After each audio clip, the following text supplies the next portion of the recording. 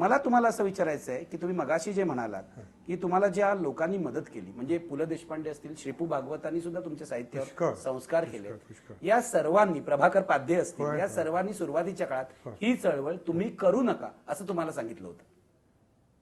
त्यांचं म्हणणं काय होतं की ह्या चळवळीतून काही निष्पन्न होणार नाही बरं का, आणि तुम्ही जे आहात ते बेसिकली साहित्यिक आहात आणि त्या चळवळीपेक्षा तुमचं साहित्य मोठं आहे, वेगळं आहे, वेगळ्या पातळीवरचं आहे आणि त्याच्यातून तुम्ही खूप साधू शकाल असं त्यांना वाटत होतं.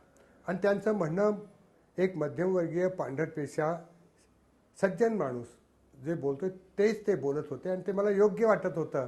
पण त्यांच्या म्हणण्याला माझ्या दृष्टीनं मर्यादा होत्या, कारण मी एक मध्यमवर्गीय झाला असतो साहित्यिक, पण मला तेवढंच राहायचं नव्हतं. मला ग्रामीण समाजासाठी साहित्याच्या बाहेर राहून आणखी काहीतरी सामाजिक कार्य, पण म्हणजे सामाजिकच, राजकीय नव्हे, किंवा शिक्षण संस्था वगैरे स्थापन करण्यासाठी लागणारा पैसा, संघटना माझ्याकडे काय नव्हती. म्हणून मी सांस्कृतिकदृष्ट्या ग्रामीण विभागामध्ये एक नवी संस्कृती जर जोपासता आली, साहित्य संस्कृती, तर ती आपण जोपासायची आणि त्या लोकांना प्रवृत्त करायचं, या धारणेनं मी त्या चळवळीत होतो. म्हणून मी त्यांना म्हटलं की तुम्ही म्हणताय ते अगदी बरोबर आहे, पण माझी तळमळ ही जशी साहित्य निर्मितीची आहे तशी समाज निर्मितीची, सुशिक्षित समाज निर्मितीची पण माझी तळमळ आहे. पण तुम्हाला असं वाटतं ते जे म्हणत होते पु ल, श्रीपू, विद्याधर पुंडलिक किंवा प्रभाकर पाध्ये या सर्वांनी एकच गोष्ट तुम्हाला सांगायचा प्रयत्न केला की चळवळीत गेल्यामुळे लेखक म्हणून तुमचा कस कमी होईल असं होतं का, असं झालंय का? नाही, असं झालं नाही. कारण माझी ही जी चळवळ आहे ही साहित्याचीच चळवळ आहे आणि ती काय झालंच पाहिजे, हे केलंच पाहिजे अशी राजकारणाचं अस्तर असलेली ती ग्रामीण साहित्य चळवळ नव्हती. ती शुद्ध सांस्कृतिक चळवळ होती. गावागावात जाऊन लेखक आणि वाचक घडवण्याची भूमिका होती. त्यासाठी तुम्ही काय करत होता? त्यासाठी मी अनेक शिबिरं घेतली, अनेक साहित्य संमेलनं घेतली, अनेक आणि काय म्हणू तुला, कथा, कविता, कादंबऱ्या ते लिहू लागले. ते तपासण्याचं काम माझ्याकडे असेल, तेच लोक हे करत असत. त्यातलं जर सगळं बिन पैशाचं, सगळं बिन पैशाचं. मी अशासाठी तुम्हाला विचारतोय की आजच्या जमान्यामध्ये लोकांना प्रत्येक कामाला पैसा हवा असतो. 25 वर्ष तुम्ही पैशाशिवाय सगळं केलेलं आहे. बरोबर आहे. मला सांगा, हे करत असताना महाराष्ट्रातल्या बड्या वृत्तपत्रांनी, म्हणजे मी नाव घेतो, महाराष्ट्र टाइमचे संपादक होते त्यावेळेला गोविंद तळवळकर, सतत तुमच्या विरुद्ध लिहायचे. लोकसत्तेतूनही तुमच्या विरुद्ध लिहून सतत ग्रामीण चळवळीची अवहेलना ते करायचे, अगदी उपहास करायचे. मग त्याकडे तुम्ही कसं बघत होतात? म्हणजे इतकी उपेक्षा तुमची, अगदी त्यांची टीका अगदी काटेरी असायची. होय, बरोबर आहे. संताप व्हायचा, आरंभी संताप होत होता. मी उत्तरं दिलेली आहेत. गोविंदराव तळवळकरांना प्रत्यक्ष जाऊन मी भेटलेलो आहे. तुम्ही हे जे करतात हे शहर केंद्रीय आहे आणि बाहेरच्या ग्रामीण विभागासाठी ते त्यांना काय ते राजकारणातली मंडळी, मी सांगतो, हो म्हटलं, मी सांगतोय तुम्हाला, मी लहान आहे तुमच्यापेक्षा, पण ह्याच्याकडं ग्रामीण साहित्याच्या चळवळीकडं तुम्ही फार द्वेषबुद्धीनं पाहतात. ऑफिसमध्ये जाऊन त्यांना मी सांगितलेलं आहे. त्यावेळी तिथं माधव गडकरी तिथं, ते पण तिथं मला भेटलेले आहेत. ते म्हणाले, तू बोल त्यांना काय बोलायचं ते. मी बोललेलं आहे. निस्पृह होतो, कुणाचं देणं घेणं काही नव्हतं, कुणाची लाचारी नव्हती. विद्यापीठातल्या नोकरीत मी प्रस्थापित झालो होतो. मी सुद्धा एक प्राध्यापक होतो त्या काळामध्ये. तेव्हा प्राध्यापकाला जे करता येईल स्वतंत्र बुद्धीनं ते मी करत होतो त्या काळामध्ये. तुम्हाला असं वाटतं तळवळकरांसारखे जे त्या काळातले संपादक होते, एकटे तळवळकर व्यक्ती म्हणून नाही, पण हे जे वृत्तपत्र चालवणारे संपादक होते त्या काळातले, यांना ग्रामीण वास्तवाचं, खेड्यापाड्यातलं भान नव्हतं? म्हणून भानच नव्हतं आणि अजूनही नाही. माझा त्यांच्यावर सतत रोषच आहे. शहरी वर्तमानपत्रांना संकुचितपणा आहे, मर्यादा प्रचंड आहेत. पण आता ग्रामीण विभागात पूर्वीसारखी स्थिती राहिली नाही. तिकडेही वर्तमानपत्र, हँडबिलं आणि छोटे छोटे पेपर निघाले. आता टेलिव्हिजन चॅनलही तिथे पोहोचतात, तिकडे पोहोचायला आहेत. तेव्हा आता काय राहिलेलं नाही. ते काय करायचं, आणि त्यामुळेच हे मेले. आज मराठी साहित्याला शहरी विभागातल्या मरणकळा प्राप्त झालेली आहे, असं मी कालच बोललो त्या साहित्य परिषदेच्या भाषणामध्ये.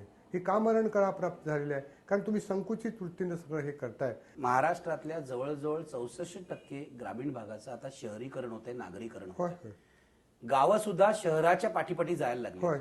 अशा परिस्थितीत हा लेखक टिकून राहील असं तुम्हाला वाटतं? सांगतो ना, खेड्यांचं नागरीकरण म्हणजे खेड्यातली शेती बंद होणार नाही, पुण्याचं नागरीकरण वेगळं आणि एका खेड्याचं नागरीकरण वेगळं. खेड्यामध्ये सुधारणा येतील पण शेती बंद होणार नाही. सद्यस्थितीवर आधारित कादंबऱ्या आता येऊ लागलेत, ग्रामीण कादंबऱ्या, उपासमार शेतकऱ्यांच्या किंवा आत्महत्या, त्यांच्यावर कादंबऱ्या आहेत, माझ्याकडे आलेल्या आहेत. मोठ्या मोठ्या कादंबऱ्या आहेत वास्तवमध्ये. तेव्हा ती मुलं आता जागी झालेली आहेत.